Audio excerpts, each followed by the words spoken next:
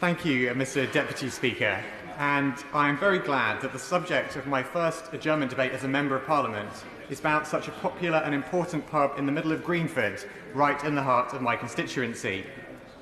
The Black Horse Pub, which dates back as far as 1726, is a place where families, workers and regulars from right across the local community come together.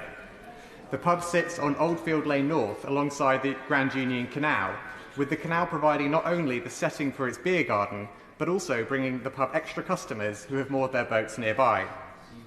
The Black Horse hosts live music events, sporting events, quiz nights, fun days, and I have heard it used to host a weekly karaoke night. I am told there are plans to bring the karaoke night back, and let me put it on record, I would very much hope to be there for that, parliamentary business allowing. One reason I'm telling the House about what the Black Horse has to offer is, of course, to encourage people to visit whenever they are in the area.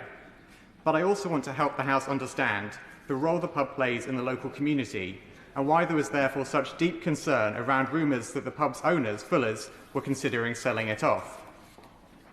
Just across the road from the Black Horse, thousands of new flats are being built, and so when rumours began to circulate that the pub's owners might be considering selling the pub for housing, people feared the worst. I therefore wrote to Fuller's in June last year to ask about their intentions, and I have to say what they said in their response was concerning. In their reply, they said, "It has been interesting to see development in Greenford and the recent sale of another nearby pub, the Railway." They went on to say, "If we can see a strong future, particularly around strong local community engagement, we like to invest for the long term. If not, we do look at alternatives." Frankly, that reply sent alarm bells ringing, so I launched a petition to show Fuller's how strongly people feel about the importance of protecting the Black Horse for the future. In less than a week, this petition had attracted well over 1,000 signatures, more than 3/4 of which were either from the UB6 postcode where the Black Horse is located or from one of the postcode areas immediately nearby. Fuller's put out a press statement in response to the petition saying that, at the time, they had no plans to close it. But they did not go any further in setting out their commitment to the pub, and the careful wording of their response did not provide the reassurance we sought. It was clear that local people wanted greater protection for such an important local asset, and so in March of this year, I was very glad to call a public meeting in the pub to formally create the new Protect the Black Horse group. Over 80 people came to this meeting to agree the constitution for the new group, hold our first annual general meeting, and appoint our management committee. This public meeting established Protect the Black Horse as a constituted, not-for-profit community group set up to support efforts to protect the pub. I am very pleased, Mr. Deputy Speaker, that today in the public gallery of the House of Commons, I am joined by fellow members of the committee, Sarita, Brian, Cindy, Mel and James. Over the last 6 months, I and other members of the committee have been working together to apply to Ealing Council to try and get the pub listed as an asset of community value.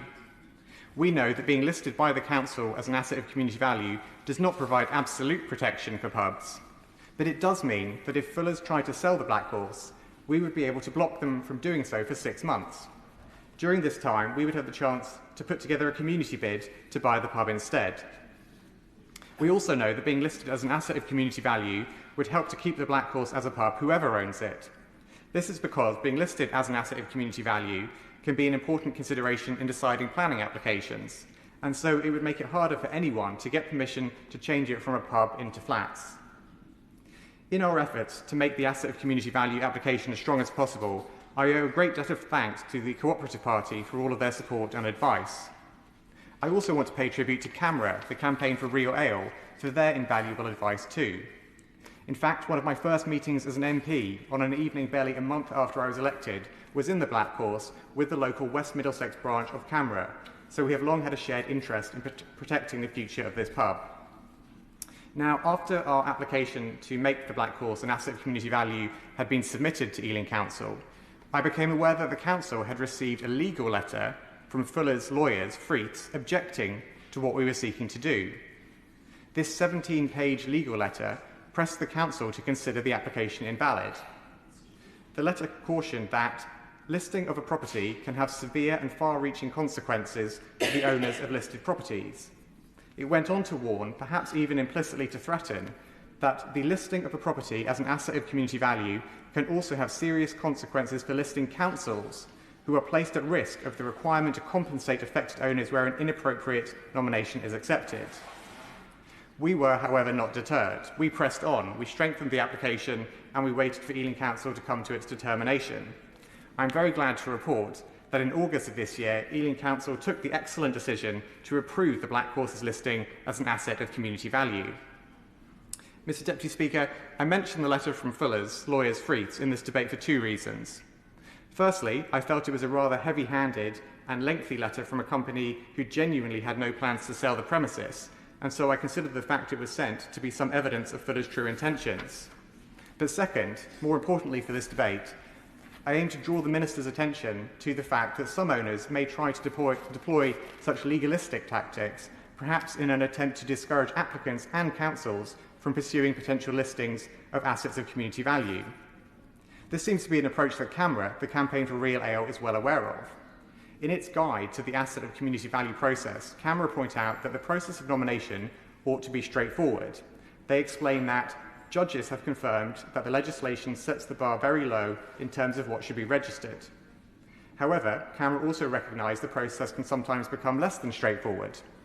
In CAMRA's view, in some cases, this is a result of pressures brought to bear on councils by owners who have reasons for resisting asset of community value registration.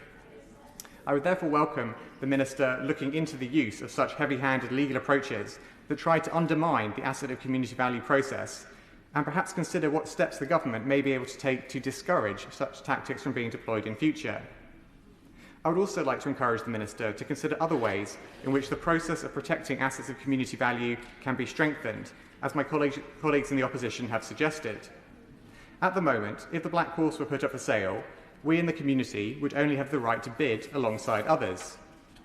As my honourable friend, the Shadow Secretary of State for Levelling Up, has set out, we believe there should be a new community right to buy, so that rather than being one bidder amongst others, the community would have first refusal on buying the asset. We have also proposed that such a move would sit alongside a doubling of the current 6-month moratorium period on the sale to 12 months to help the community find time to acquire finance. Mr. Deputy Speaker, local people across the country want greater control over important local assets being sold off and lost to the community. Over the last year and a half, local people in Greenford have made their view clear that they want to protect the Black Horse from being sold off and turned into flats. The comments and actions from the pub's owners have given us cause for concern, and so I'm very grateful to Sarita, Brian, Cindy, Mel and James, my fellow members of the Protect the Black Horse Committee, for their help in applying to Ealing Council to get the pub listed as an asset of community value. We are very glad to have been successful in getting the Black Horse listed, but our experience has exposed some of the difficulties others may face in making a similar application.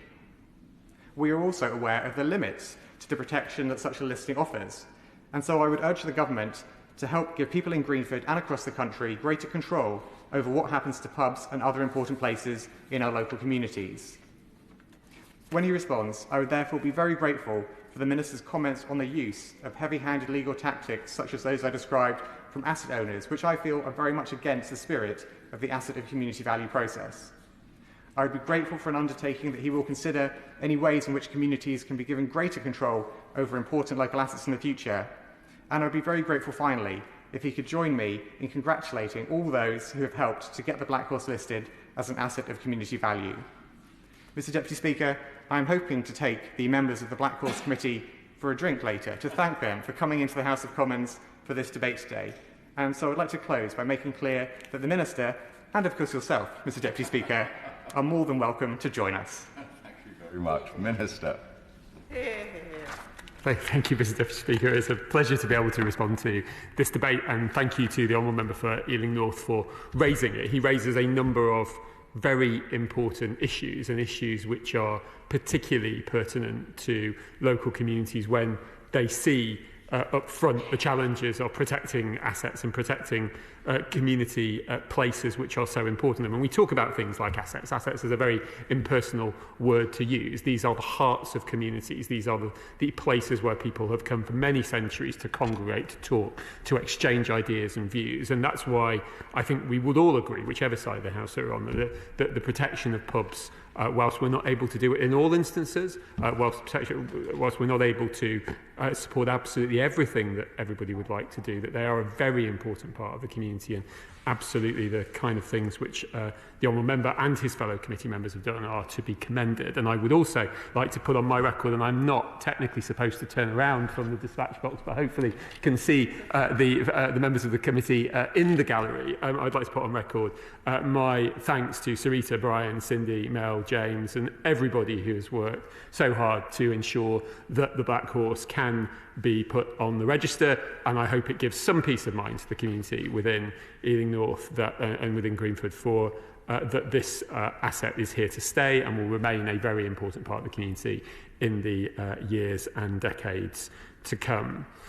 One of the reasons why we have brought forward changes over the past decade or so is to recognise exactly the kind of points which the Honourable Member has put forward, that pubs are important, that they make a difference to our community, and that they are very much valued. And I think all of Honourable Members and Right Honourable Members receive very regularly from CAMRA, both directly from CAMRA,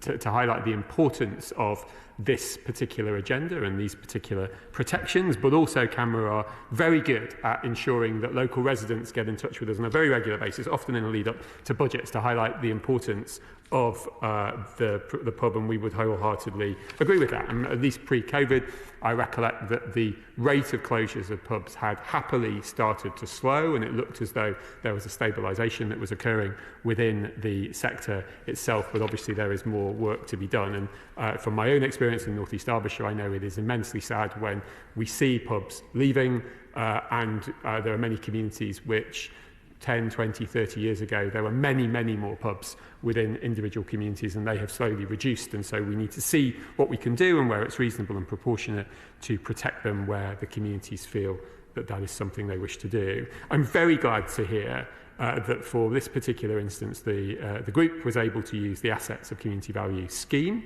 This was introduced in England in a Localism Act over 10 years ago in 2011, and it provides, as the Honourable Member for Ealing North has indicated, communities with a route to nominate any building or land which furthers the social well-being and the interests of the community. And we accept that community assets play a vital role in creating thriving neighbourhoods, and I'm grateful for the feedback that the Honourable Member has provided through the debate today as to the experiences which he and his fellow committee members had, both the good ones that the pub was able to reach the register, but also the ones which are less positive or were more concerning. And I'm sorry to hear about the potential challenges that were caused by the document that was received from the owners. Whilst obviously I haven't seen the document myself, that does not sound within the spirit of the intention of the 2011 rules. I would be happy on behalf of the department to receive any further information for it so that we can consider what happened in this instance, and we can certainly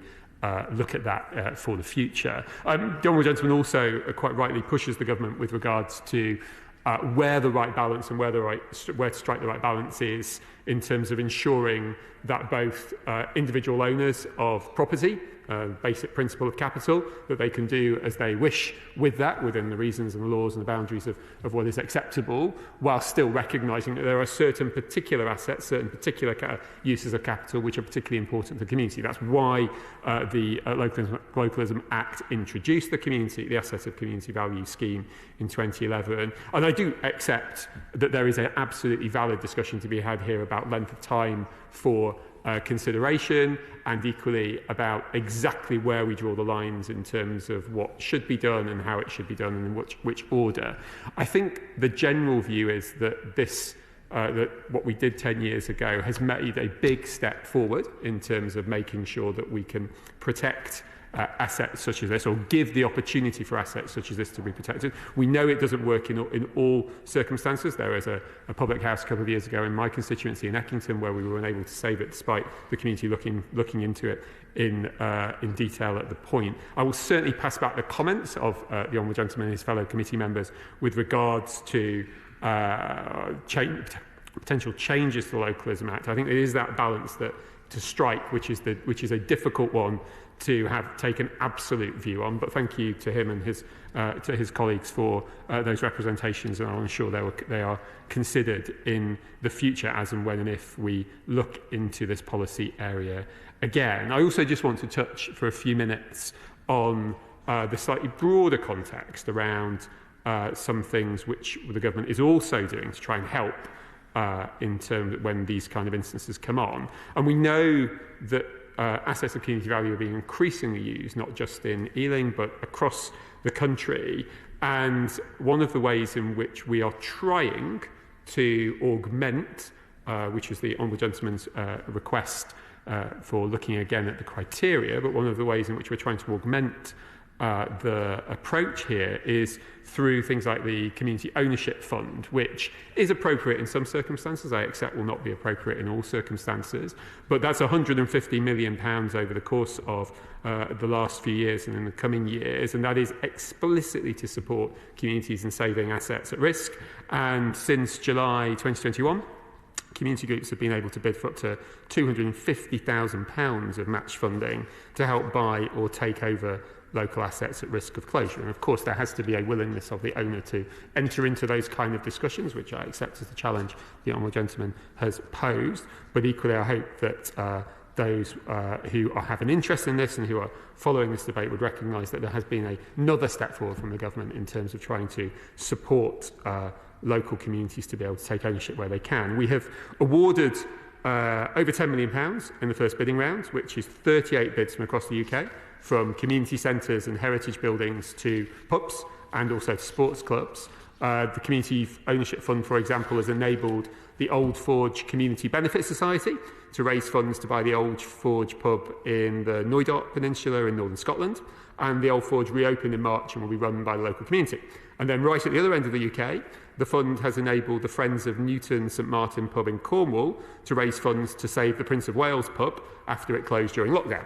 And the pub's reopening party was just last month, and I'm told it attracted huge crowds and has been very well supported since then. So there are options, not just to help protect in terms of the asset register, but also in terms of being able to raise funding should sales come up in the future. And there are many other excellent examples of successful funds, and I wish them all the very best of luck going forward. But to conclude, I just want to say thank you again to the Honourable Member for raising this today. This is an incredibly important part of the community discussion. Pubs are an incredibly important part of community life. I absolutely concur with him that we should protect them where we are able to do so. I'm grateful for his feedback. I will absolutely look more into the letter and the statements which were highlighted by the owner, and I wish him and all of the members of the Save the Black Horse committee all the very best in ensuring that we save the Black Horse for another 350 years in the same way that it's been part of the community for the last 350 years. And I'd like to thank you, James, for the offer of a pint, but with a heavy heart I have to rush for a train.